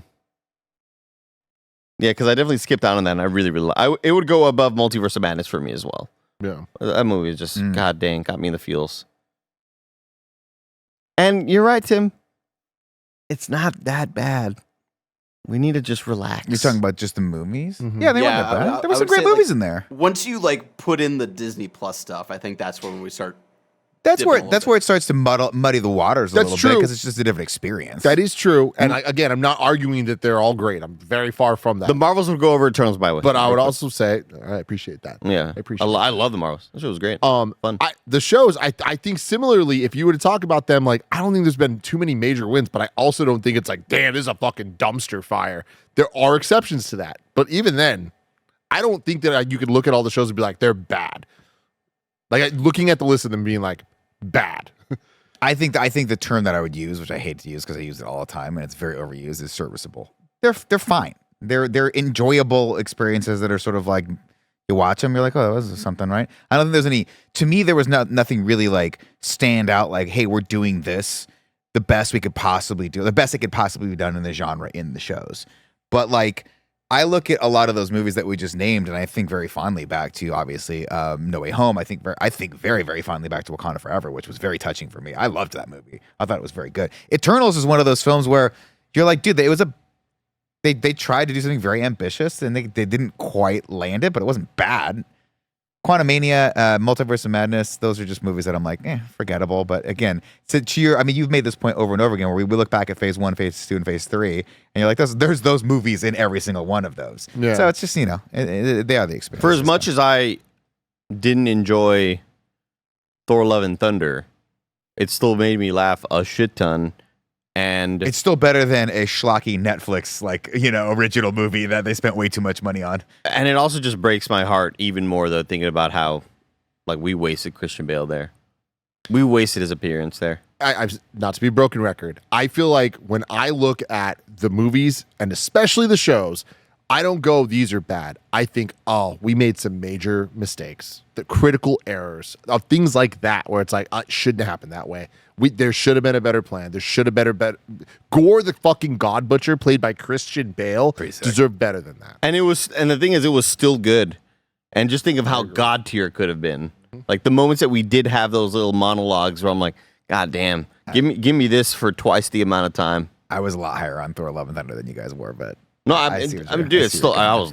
Come on, yeah. I was in that theater, fucking. That was a movie I needed at that moment because remember we were still like. I think we were kind of masked up seeing that still, right? Or then we were I don't even remember. Maybe coming out of it a little bit there, but yeah, I think that was a very cathartic movie. But people act like Thor 4 is like a crime against humanity, and I'm like, definitely not. It's I think bad compared to Ragnarok. Everything's bad compared to Ragnarok, and that's fucking Ragnarok's top tier. It's top 10. They can't all be top 10. Thor 2 though, No, nearly. However, I do think that Thor 4 coming out of the time and place in the MCU that it did, I would argue that it fucked things up more than Thor 2 did. And that's just because we have such goodwill and we have high expectations. Like, that movie destroyed Taika Waititi in all of our eyes. Like, I'm not... Next time he comes out with a movie, I'm not like, oh man, it's going to be fucking amazing. I'm like, we'll see. I'll look forward to the next one he comes out. Me too. But I think even Taika has gone on record as saying, we went a little too full Taika on that. Yeah. Whatever. Hey, I'd rather people come out and swing for the fences. Like we always talk about James Gunn. I'm like, I'd rather him go full James Gunn. I want full James Gunn, even if I'm not ready for it. And it didn't hit for some people. The fucking goats hit for me though. Every time. I've always stood by the goats. They're in the Marvel Rivals video game. They ought to be. They ought to be. The game that it's basically like their Overwatch, the new game that we've been obsessed with. Yeah. You're pushing the payload, and you're pushing, and the payload is a little cart with the goats at the beginning, and when they're getting close to hitting their goal, you just hear. You're like, they're getting close. That's perfect. So going back to this because I want to talk. We spent a lot of time talking about the stuff that we aren't even that interested in. Right. So Thunderbolts, we can move on from that. We'll find out what the Astros mean. Are they the Dark Avengers? Who the fuck knows? Who the fuck really cares at the end of the day? I do. Fantastic Four. This is where shit gets fucking real. This is where we start getting OG levels of fucking Marvel hype. And this right here. This Fantastic Four, I think, is where it's really going to the Endgame rise is going to start getting to Secret Wars. This will be the big setup to it all. They said that they're in an alternate universe. It is a retro future 60s where the Fantastic Four are mega celebrities. This is not an origin story. We got the title Fantastic Four First Steps. There's a lot of great theories on what that could possibly mean. I don't need to get into them on this show because I feel like that's a little too in the weeds. But they showed a super fun 2.5 minute concept piece with the new score, kind of just showing like these are celebrities. We saw clips of them going to space. All that stuff was shot in the last 2 weeks and is not going to be in the movie because the movie starts shooting tomorrow actually, and the movie comes out in a year from now. Like whoa, like less than 3 days of a year from these now. Poor CG artists. Which is just freaking wild. So you guys, right before we went live, got to see that footage. Andy, what'd you think? I just love the vibe of it. I love that they are doing something different with this 60s era. And it reminds me a lot of why I've been enjoying, of the things that I have enjoyed with recent Marvel, how everything kind of feels like, what if we did our teen comedy? What if we did our horror movie? And like kind of having those little goals for each one of these mini movies, so they don't feel so mirrored to the next. And a lot of them started to feel samey, kind of around the phase 2, phase 3 era, or whatever. I love that. Like, there's a theme and there's an idea here. Let's go full into what this concept is. Seeing this Jetsons sort of retro future vibe and you got, fucking Pedro Pascal, and he's got that transatlantic accent. And it's just cool seeing them together. I'm really, really excited to kind of see. I mean, the tease at the end. Can we talk about the tease at the end? Like, Galactus is looking through that. The Galactus in actual form, in like a form of a giant being, not big old head, a smoke cloud that's sucking up the Earth. Yeah. And now, here's the thing, though. It's a tease at the end of the thing there. We know they're in the movie. Like, it's not going to be a post-credit thing. Like, that's going to be a plot point in the film, voiced by fucking God damn it, Sid from Final Fantasy 16. What's his actual Ben Starr. name? Nope. Ben Starr's friend. I want to say Ray Fiennes, but that's not Innocent, right. Ralph Innocent. Ralph Innocent. Yeah. Yeah. Which, like, Cool name. The most insane voice you've ever heard in your ever. life. Yeah. I can't. Any- fathom Oh, he was how the voice good of the Green Knight? He's the voice of the guy that gets his head chopped off in the beginning. Like the tree-looking guy. Yeah. It's honestly the greatest voice of all When time. when I would play Final Fantasy 16 and I had my headphones on, it felt like his voice was hitting at a different register and frequency than everybody else's voice. He has such an iconic sort of vibe, and I can't wait to see what this interpretation is going to be. Yeah. So exciting. And I just love sort of the retro sci-fi of it all. So let me get your excitement just a little higher, Andy Cortez, because the retro aesthetic they have going here of this like different alternate 1960s. Barrett, can you bring up what I have here under the Fantastic Four? They announced that the production designer is Kasra Farahani, also known for the Loki production. Oh, shit. This is going to be rad. Oh, come on. So let's freaking go. This is going to be incredible. You combine these elements. We were talking about this a little before the show, Andy. They did a whole bunch of like press stuff. Like obviously they were on stage, but even just like off the red carpet and stuff afterwards of the cast of Fantastic Four, Matt Shackman, the director, who was also the showrunner of WandaVision, which shows a lot of his interest in like older vibes of things. Combine all that shit to something. You got some special shit going down. The chemistry between these four people. The chemistry between specifically Vanessa Kirby and Pedro Pascal. It's sickening, Nick. It's electric. Is it palpable? It is a lot to take in. Shit. I want it. Yeah. Let's go. Let's go. I mean, I'm a big Pedro Pascal fan. I'm a big Vanessa Kirby fan. I like all four of these main actors have done things that I think are incredible. Starting with the dude who's the cousin in the bear. I forget his name. Ebon. Baron. And then the dude who was the Metallica guy from Stranger Things. Master of Joseph Puppets. Quinn, I think his name is. Did you? Oh, you have more Stranger I haven't seen Stranger Things. That guy, so good in it. That guy had. You have these characters every once in a while that you just go like, and you use the term "steal the show." That dude stole the show. He had one scene specifically in the last season of Stranger Things where I legitimately thought to myself, that was so good that I want someone to give him like a big role next. Just give him a lot of money. Like reward him for that scene with something cool. And then the news breaks like 2 or 3 months later that he's going to be Johnny Storm. And I'm like, slow fucking clap. And you will one day, you will watch Stranger Things, hopefully this Halloween, and you'll know exactly what we're talking about. And you'll fucking be like, Nick was right for once. Nick was right. He was For really once. good. Vanessa Kirby, of course we love. And then a Pedro Pascal, man. Look, I'm a huge fan of him since Narcos, since he wore the Wranglers. To this point where my wife's always like the Wranglers. And I know exactly what you're talking about. I stopped saying the Wranglers. Oh, those I know what you're talking Wranglers, about. huh? They're just so high-waisted. He's got his junk all just right where it needs to be. It's a big sigh, Obviously, we love him from Game of Thrones. Obviously, we Last of Us, we all sat Mandalorian. through Wonder Woman with him, and he got a bad rap on that Could be one. better. He didn't get a bad rap. He was the best thing of that movie. I agree. But he got he was the best thing of a project that was not as beloved as we had all hoped it would be. So having him come in this and being one of these main characters of Reed Richards is fucking awesome. Come on, it's gonna be rad. And this is what I'm talking about, right?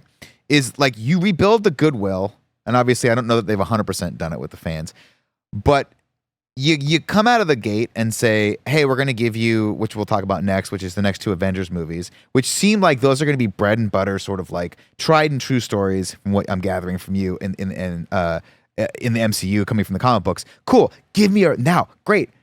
So they don't need to be Fantastic Four doesn't need to be that. It can be a retro future. It could be an alternate universe. It can be this cool other fucking fun thing. But they do need to figure out how to get them into the Avengers somehow, right? I don't want to get too far. And again, this is not. I'm just talking stylistically. Like I'm ready for something different. Yes. Oh, for sure. And the flying Cadillac and all stuff. They're gonna give us that. The music sounding like Space Mountain from Disneyland. Like this is great. I just want it clear. Like I'm not spoiling things that are in the comics. Like what I said earlier, like the story stuff of Secret Wars. That's kind of the setup to even get there. And there are Doomsday stories, but like that's not what's going to be adapted for this. This is very much a means to an end to get to Secret Wars.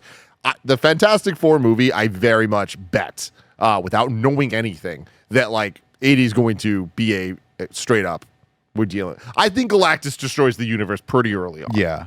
And we're just moving and we're on moving from them that. over. Like You have to, right? We're dealing with. I mean, how else would you do it if you can't have them stuck in the '60s in an alternate reality?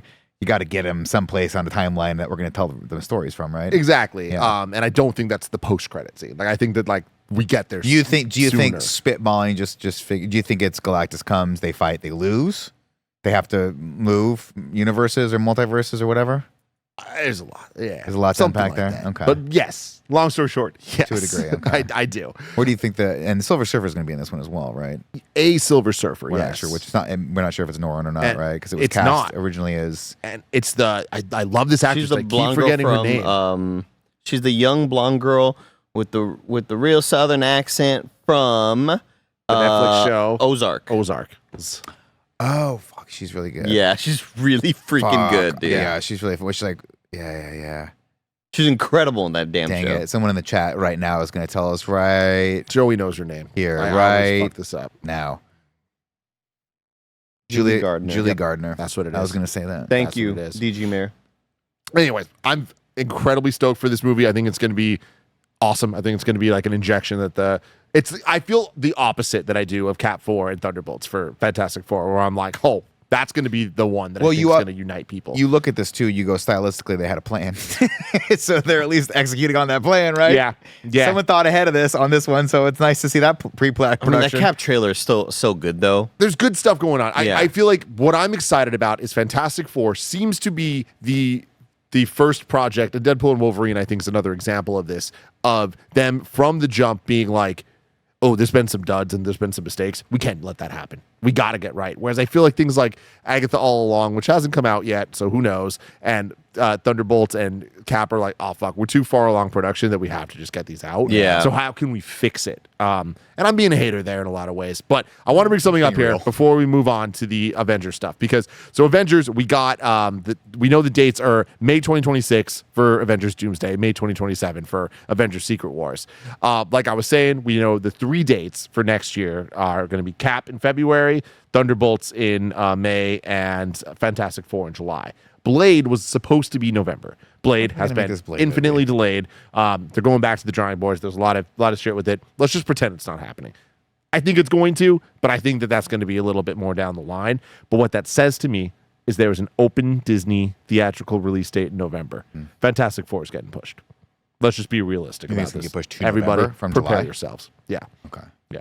I think that there's no way that doesn't I happen. think July is such a good date for it, though. It is, July is where we're sitting with timeline Deadpool just and Wolverine. Ridiculous, crushing. though. They could have done it in a year. That's ridiculous. Well, remember also that if they're starting shooting tomorrow, Yeah. right? That means the pre-production's done. Oh, yeah. theoretically. So Yeah, yeah. pre-production is a solid, a third of the actual production of the movie. So That's it's the thing. possible they shoot for 3 months and then they're just in post for. This timeline's not 7 months. that That's not crunchy. wild. That's not that bad. However, they can't fuck this up. They And the shot amount 9 Lord of the CG Rings movies in like 6 months. Good moves. Great movie. movies. But I bet that it gets pushed to that November spot, but maybe somewhere else. But how Disney works, I think it'll be November. Do you think they there. move Thunderbolts up to the July spot? Potentially. They got to have something in July. You can't be having just February and March. May's and May. bigger than July, though. Is it? The May spot is the big movie That's spot for them. I guess Because it's that's the right as beginning of school's summer. getting out. Yeah. Memorial Day and things like that. So, but what's interesting with where we're at now is not just what they announced, it's what they didn't announce. Because those are all the movies that officially have dates now. There's a lot of projects movie-wise that, like Armor Wars is something in Blade that now we know are happening, but like where are they? We don't fucking know. But February 13th, 2026, July 24th, 2026, November 6th, 2026 are all now Marvel Untitled Project slots that they did not talk about. So that is one movie before in 2026 leading into the next Avengers, and then 2 movies before the next Avengers. You get what I'm saying? At the bare minimum.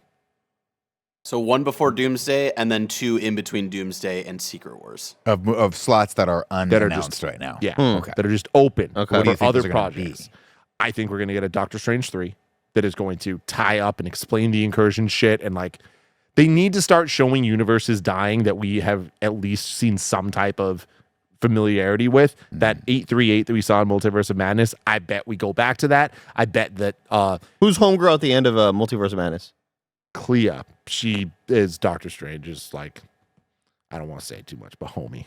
And they are going to team up together and deal with the incursions. And I feel like we're going to probably see that universe die. We'll probably see more of that universe, more variants and shit like that. Spidey? And that's the big thing. Then there's Spidey 4, which is happening and is not one of these dates. So that's an additional thing that at any moment is just going to happen. So Wait, what do you mean it's not one of these days? that's a Sony project. Yeah. So these are Disney dates. Freak. So we got a lot of room because everybody that's like, how the fuck are we going to get here so fast? We have so many movies that they, I believe, are going to not Captain America and Thunderbolt us on. I think that they're going to set up to be a great story back to back to back leading into Secret Wars. Interesting. And you don't think we're going to see any original X-Men properties from this? You think we're just going to go back to the well for that and just... That's what I'm saying. You don't. You can't. You need to get through Secret Wars before you do the new. This is the multiverse saga. Get rid of all the multiverse X-Men first. Interesting. I'm hyped, obviously.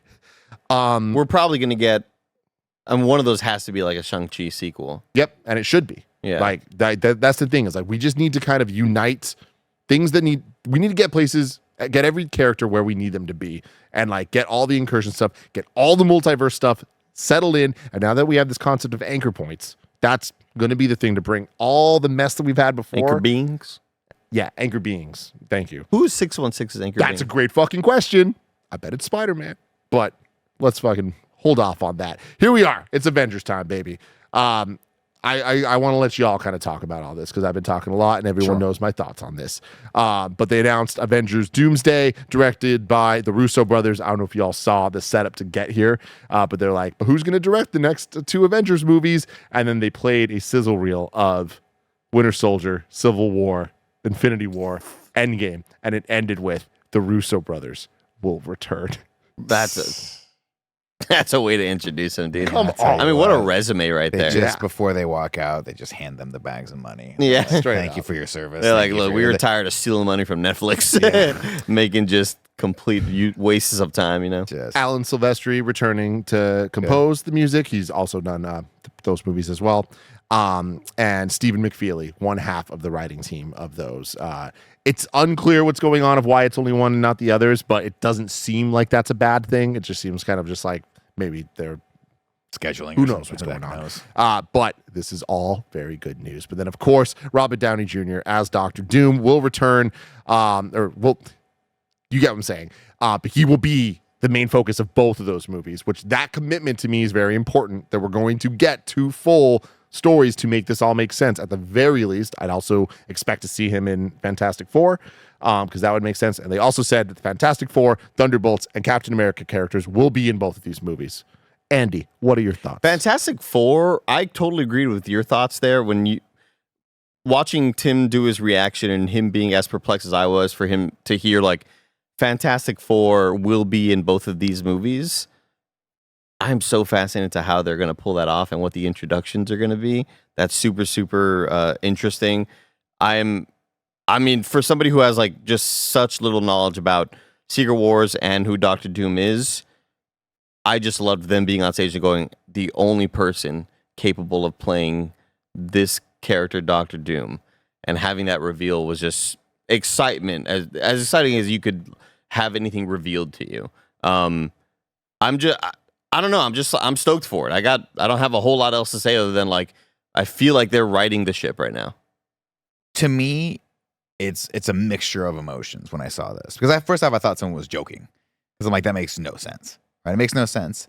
But you take logic out of it and you put emotions into it, and having RDJ, who is, you know, I want to say the father of a lot of these Marvel movies, but he really is the person that kind of we credit as being the character founding father that founded, you know, the spirit and the emotion and the charisma of these movies. Having him back in the fold is wonderful. I think it's great. I'm cautiously optimistic as to how they're going to do that and what take he is going to have on this character, and whether or not it's going to be some weird variant of Tony Stark that is this Iron Man character, which I think might be a mistake. I think it'd actually be cooler if if they just recast the role and he's just this guy. So I don't know how they're going to get him into this, and that's where I start getting a little bit worried, in that the multiverse stuff is so convoluted already, and there's so many confusing aspects, obviously, for me, that having to explain away why he's there and not there, I'm like,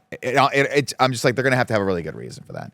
But it reminds me a lot of, and you don't know this because you weren't alive when this happened, but there's a little movie called Terminator that happened. Arnold Schwarzenegger, right?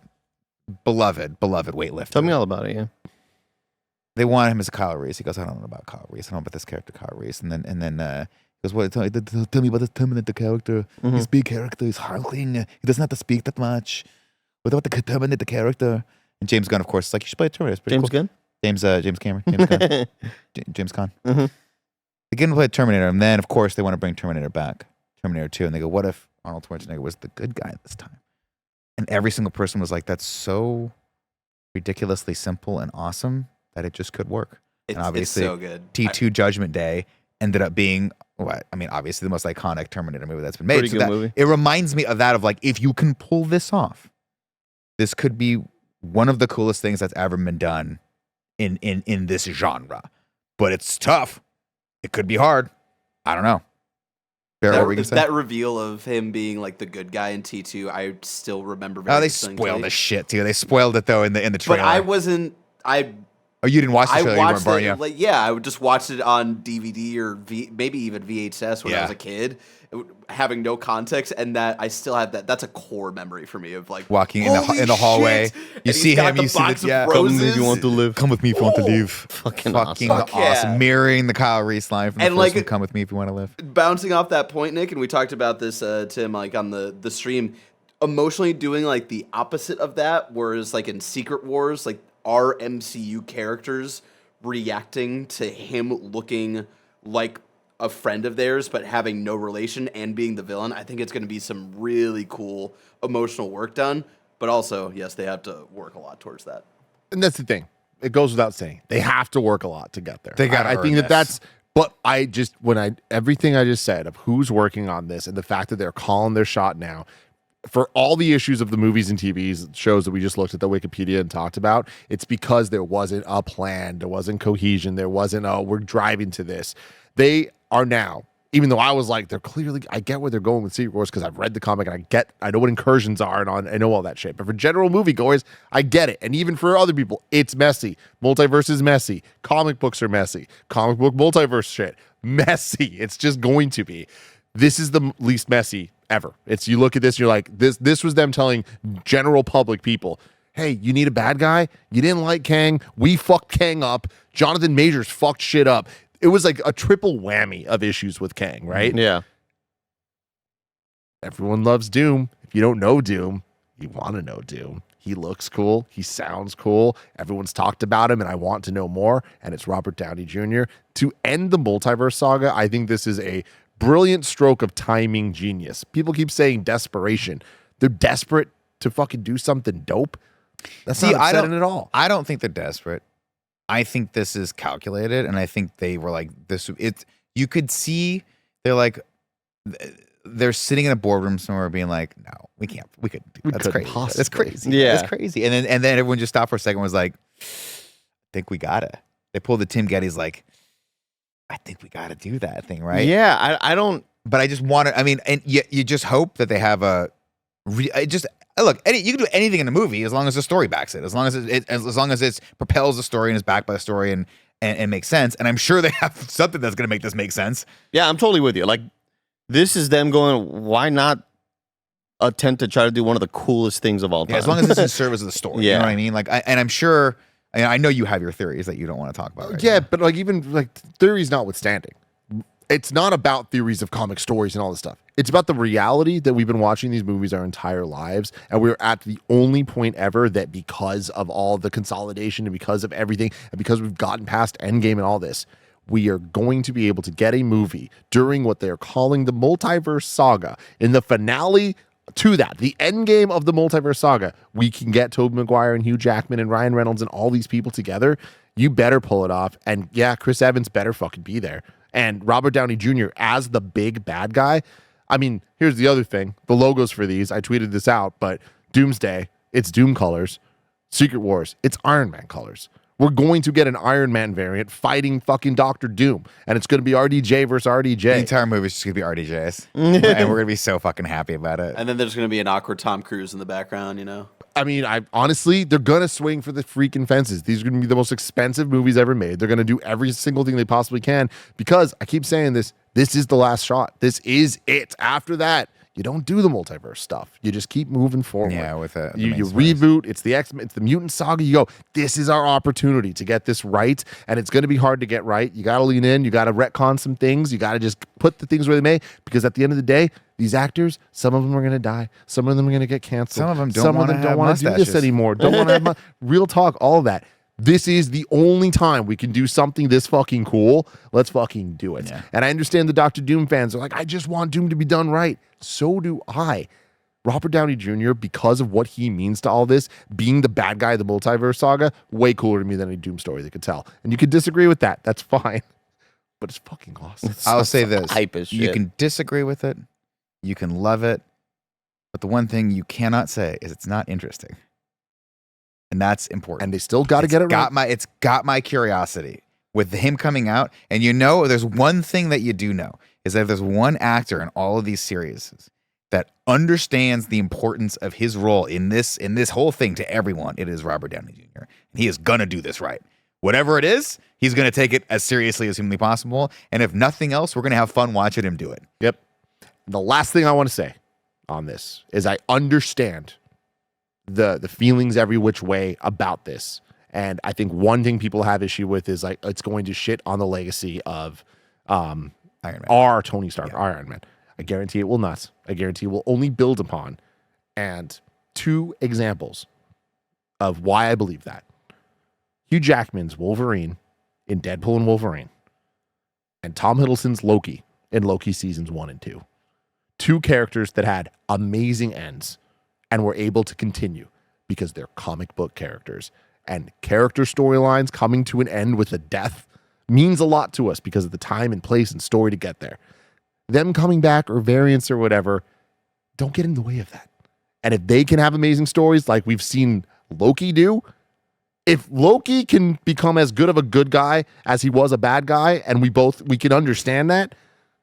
This is a great tweet. This comes from Zach Hassan, who is quote tweeting someone who's saying both Iron Man and Logan dying mean nothing. Now, he says, for 40 plus years, I've gotten emotional at Spock's death and the Wrath of Khan, knowing full well he comes back alive in the next movie, which is called The Search for You'll Spock. be fine. That is 100% spot Jeff on. Grubb added to this That is saying hilarious. that it still hits because of the context of what's happening in that particular movie, that it's still gonna hit. It's not gonna weaken it, I think. Yes. I mean, look, these, Yeah.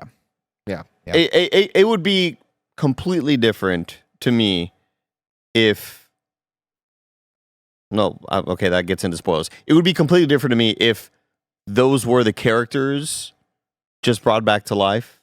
I would get that. I would understand people's issues with that of like, oh, the guy that we all got super, super sad about for dying in Endgame, guess what? They used a strand of his DNA and like brought him back from the dead, whatever the fuck, you know. But it's like, to me, I'm like, I don't even like read comics and but like that's just what comic books do. Well, I mean, but look, I mean, they have an uphill battle, right? They got to do this right, and that is a razor's edge of how to do this. Like, if I were the Russo brothers, I'd be in part of the parlance shitting kittens right now, making sure like, if we don't do this correct, it is really going to demean what we did before, but they have to know this. They know this. They're coming back and they're going to give it its full. It's I don't their full trust effort. anybody more than the dudes who were able to land the plane in miraculous fashion than those two dudes. Like I'm still in awe that Infinity War and Endgame were as amazing as they were, and not just good movies.